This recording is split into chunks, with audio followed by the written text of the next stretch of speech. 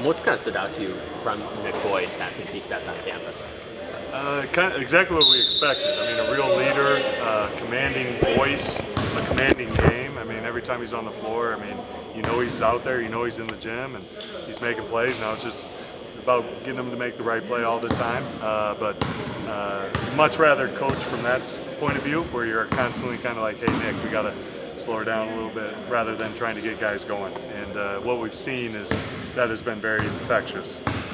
To a guy like JB, where he's really rubbed off on Blackwell in a very positive way, vice versa, and then all the way down the line. I mean, he's really lifted the level of intensity every single day in the weight room, in the locker room, and certainly on the floor. So it's been a great first few months, and the games haven't even started. And I know when that happens, his motor will hit an all-new high, which I think, like I said, we're going to have to watch that and make sure we always channel that in the right direction. But he's been an awesome part of the program so far. You've known Brad since he was a freshman in high school, I think. What about him do you think will make him a good coach here?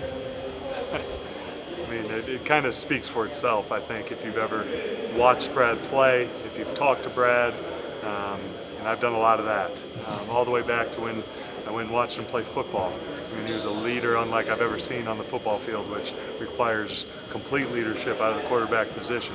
And then what he was able to do as a leader here, as a player, and then just constantly in my office, talking with Coach Gard, our entire staff during his career as a player, picking our brains, giving us a little advice here and there on what he saw or what he thought, both from a recruiting perspective all the way to game management and playing. And this is when he was a player.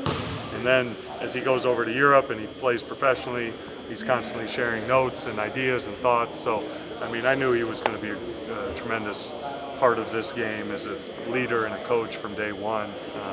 And now we get to kind of see it happening in front of our very eyes. He'll touch every part of this program. I mean, he'll guard Nick Boyd, and he'll be on the road talking to young prospects and recruits. And he certainly knows a thing or two about what it takes to win at the highest level. So excited to have him back and really help him continue to grow in what becomes a very, very bright career, in my opinion. What is his speed? His speed?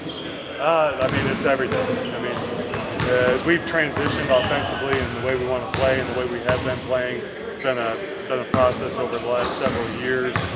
It's been about getting faster, and really targeting, in the portal or in recruiting, guys who can really get it and go. And nobody stood out more this year to us than Nick Boyd. And so his speed stood out right away, and it's really coming into fruition here early. And like I said, we got to harness that. We got to play with him in bounds. Coach will always say, we can't throw it into the tuba section or into the student section. And he's thrown a few. And we're just coaching from that on down. But his speed it's infectious. He's got Jack Janicki running harder. He's got Andrew Rohde playing faster. And so that's been great, just seeing his speed, like his voice and his competitiveness. His speed is spread throughout the team. Coach, with Nick being obviously a newcomer, how quickly or what was the process of him kind of stepping into that leadership? Day one. I mean, that was a part of the process in getting him. Was losing Max Klesman, Amari McGee, Carter Gilmore, and even John Taji, right? He was just a one-year guy. We lost a lot of leadership. We still bring back Blackwell, Winner, Janicki. Those guys still have a big voice, certainly, as returners, but we needed somebody who could come in from day one and have a big voice and really lead right away. I think the respect he's earned amongst his peers by doing what he did at FAU, going to San Diego State and having a great run there, a really solid program and a good coach. He's coming in. These guys know who Nick Boyd is. So from day one, he had a strong voice, and that's grown every single day, and it'll continue to grow.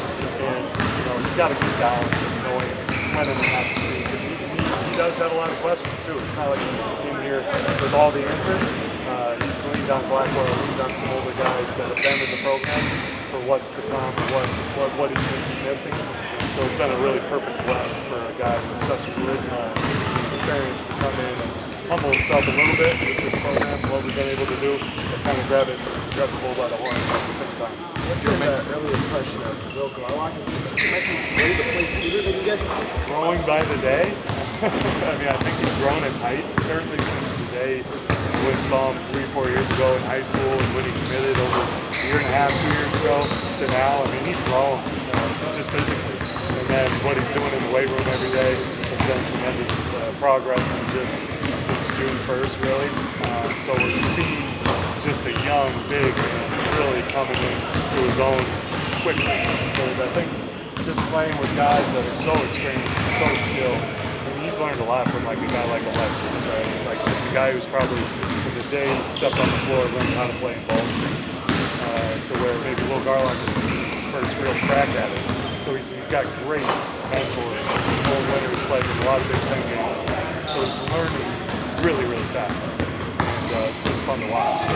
But he's different than anybody else. You just see that with your eyeballs. Like, you know, the eyeball test, like he's big, he's strong, he's athletic, and we're going to put that to good use. You were mentioning a couple of next guys going into the second. Did you see the one that went off of Will Garlock's head? He also had the one where it seemed like he was falling and got Yeah. in the corner. Kind of where, or like, it seems like he passes fast too. Kind of where has that grown and kind of where does that still need to grow? And making sure it goes to the right color jersey. That's going to be a non-negotiable of this program. We're going to be playing faster. As you can see, we've recruited to it. We want to go, we want to push the pace, but it doesn't change any sort of mandate from the boss on how we're going to take care of the ball, which if we can do both those things at a really high level, we got a chance to be really good. And Nick's obviously the leader in that category as the point guard, the guy with the ball in his hands more often than not. So he's gonna have a line on his shoulders to make good decisions while pushing himself to play really, really fast. So it's fun. He's electric. And he sees things before most any other player sees. Certainly even some of those coaches say, "Whoa, I didn't even see that one coming." But he's fun to watch in that sense. With her, kind of, what do you feel like he kind of changed you guys, and what do you think his legacy is here? I mean, as a player, like, I remember Kurt from my days growing up watching Wisconsin, what he was able to do as a player, and we stayed in touch. We were really close. We were teammates for a while in Sioux Falls in the D League, me, him, and Steamer.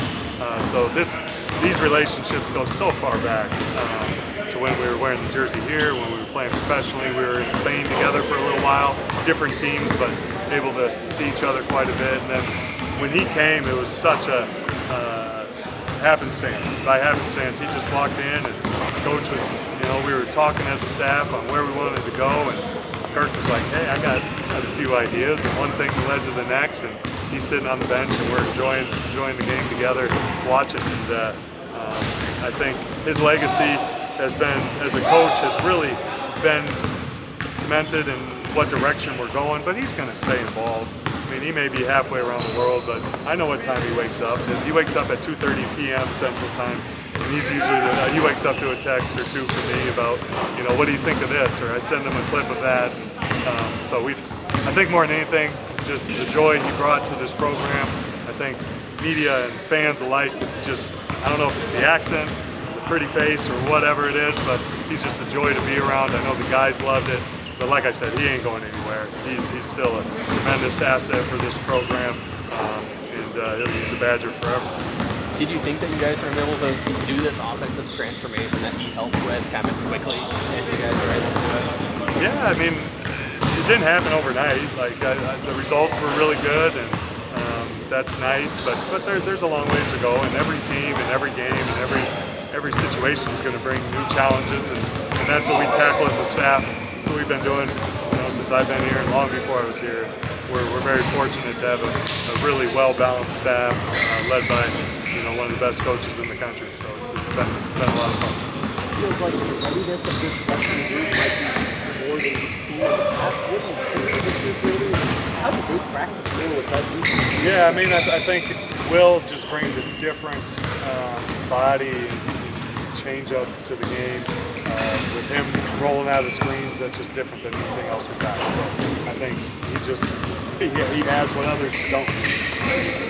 He was born with the true gift of size and physicality. Now it's getting him to learn the nuances of the game, and the defensive end of the floor will be probably his biggest challenge.